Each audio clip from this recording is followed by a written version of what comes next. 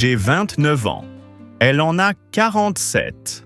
Je suis son nouvel éditeur et hier, j'ai découvert qu'elle écrivait sous pseudonyme les romans qui ont fait son succès.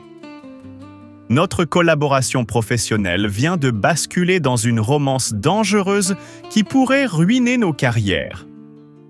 Je m'appelle Julien Valois et à 29 ans, je venais d'obtenir le poste dont rêvait tout jeune éditeur. Devenir le directeur de collection chez Éditions d'Ulysse, l'une des maisons d'édition les plus prestigieuses de Paris. Ma mission principale, travailler avec Élise de Saint-Clair, 47 ans, l'auteur phare de la maison, dont les romans philosophiques se vendaient à des centaines de milliers d'exemplaires dans le monde entier. Je me souviens parfaitement de ce premier rendez-vous dans son appartement du 7e arrondissement, avec vue sur la tour Eiffel. Elle m'avait reçu dans son bureau-bibliothèque, une pièce majestueuse où des rayonnages du sol au plafond débordèrent de livres anciens et modernes. Vêtue d'un tailleur-pantalon en laine noire, ses cheveux blonds coupés au carré encadrant un visage aux traits fins, elle m'avait accueilli avec une poignée de main ferme. Votre analyse de l'ombre des jasmins était particulièrement perspicace, avait-elle remarqué en me désignant un fauteuil en cuir. Peu de lecteurs comprennent la symbolique du jardin comme métaphore de l'inconscient. Pendant 2 heures, nous avions disséqué son œuvre avec une intensité qui m'avait électrisé. Élise possédait cette intelligence aiguisée qui vous poussait à donner le meilleur de vous-même. Quand j'étais reparti, j'avais su que travailler avec elle changerait ma vie. Je ne savais pas à quel point. Les semaines suivantes furent un véritable marathon créatif. Nous nous retrouvions 3 fois par semaine dans son appartement, entourés de manuscrits, de notes et de tasses de thé refroidies. Élise était une perfectionniste exigeante, capable de réécrire 20 fois la même phrase jusqu'à ce qu'elle trouve la musicalité parfaite. L'écriture, Julien, c'est comme sculpter le marbre, m'expliqua-t-elle un soir où nous travaillions tard sur son nouveau roman. On doit enlever tout ce qui n'est pas essentiel pour révéler la vérité cachée dans la pierre. Progressivement, je découvris la femme derrière l'auteur célèbre. Une intellectuelle raffinée qui écoutait du Chopin en écrivant, collectionnait les éditions originales de Camus et cuisinait des plats italiens avec la même passion qu'elle mettait dans son écriture. Le vendredi soir, elle abandonnait ses tailleurs pour des jeans et des chemises en lin. Et son rire, étonnamment jeune et spontané, résonnait dans l'appartement. Les premiers doutes s'installèrent insidieusement. Je remarquai qu'Élise était incapable d'écrire en ma présence, préférant me soumettre des chapitres déjà rédigés. Elle refusait catégoriquement toute modification sur certains passages, particulièrement ceux concernant l'enfance de ses personnages. Et elle devenait nerveuse, presque irritable, quand j'évoquais ses 3 premiers romans, ceux qui avaient lancé sa carrière. Un après-midi, alors qu'elle était sortie prendre un appel, je remarquai une photographie jaunie coincée entre 2 livres sur son bureau.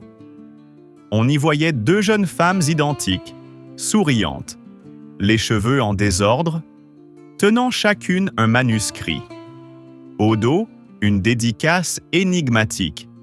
À ma sœur Élise qui me donne le courage d'écrire. Pour toujours, Claire. Quand elle était revenue, elle avait vivement rangé la photo, son visage fermé. C'était ma sœur, avait-elle brièvement expliqué. Elle est morte.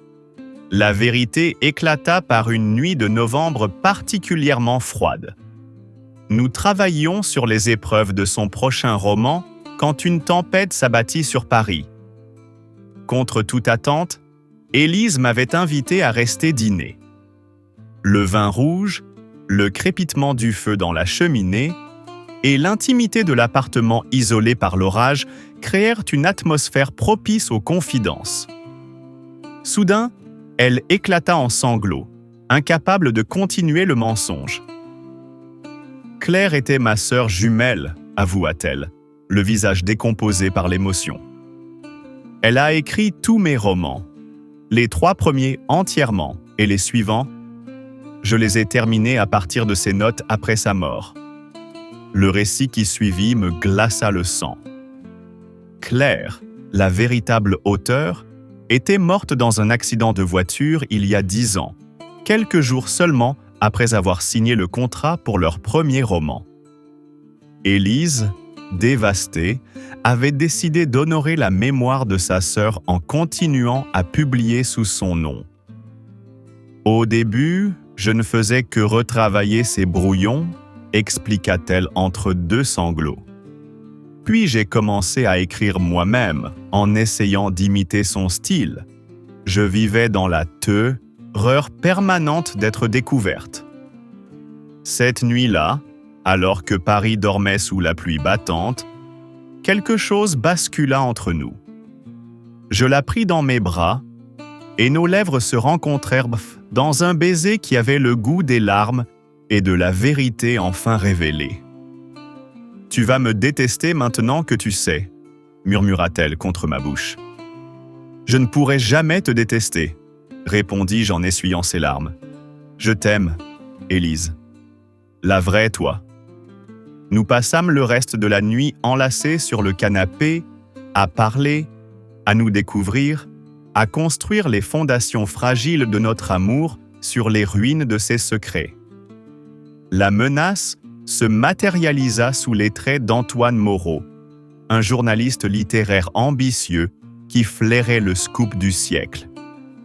Il contacta Élise, lui montrant des analyses stylistiques qui révélèrent des différences flagrantes entre ses premiers et derniers romans. « Je publie mon article dans 15 jours », annonça-t-il froidement lors d'un déjeuner tendu. « À moins que vous ne me donniez une explication convaincante. » Le chantage était évident. La carrière d'Élise, la réputation des éditions du Lys, tout était en jeu. « Laisse-moi assumer seul », implora Élise, le visage marqué par l'angoisse. « Je ne veux pas t'entraîner dans ma chute. » « Nous sommes dans ce bateau ensemble, » rétorquai-je en serrant sa main. « Nous allons nous battre. » Nous passâmes les jours suivants à élaborer notre défense. Plutôt que de nier, nous décidâmes d'embrasser la vérité avec audace.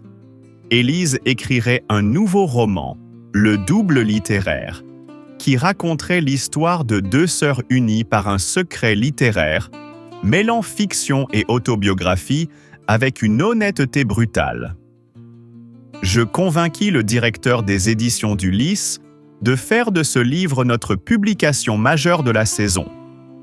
Nous organisâmes une campagne marketing audacieuse, teasant le roman le plus personnel d'Élise de Sinclair, sans révéler son véritable sujet. Le jour de la publication, l'onde de choc traversa le monde littéraire. Le double littéraire devint instantanément un phénomène, non seulement pour sa qualité littéraire exceptionnelle, mais pour le courage dont faisait preuve Élise en révélant sa vérité. Les critiques, d'abord sceptiques, saluèrent son honnêteté et son talent. Les ventes explosèrent, et le livre se maintint en tête des listes de best-sellers pendant des mois.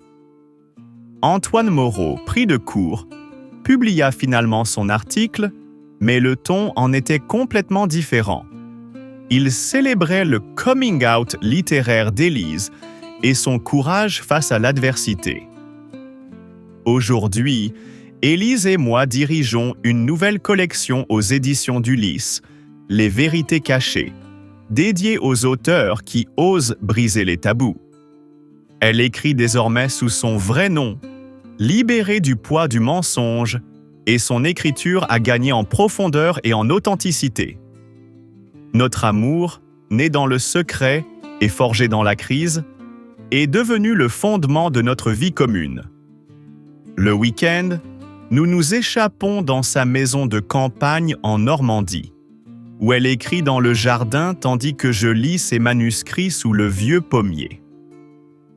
À 29 ans, j'ai trouvé dans cette femme de 47 ans bien plus qu'une auteure talentueuse, une partenaire de vie, une complice créative, une muse inspirante. Et chaque jour, nous écrivons ensemble de nouveaux chapitres de notre histoire. Une histoire de vérité, de courage et d'un amour plus fort que tous les secrets.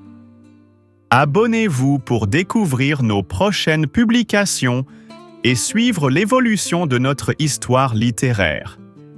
Laissez un like si vous croyez au pouvoir rédempteur de la vérité.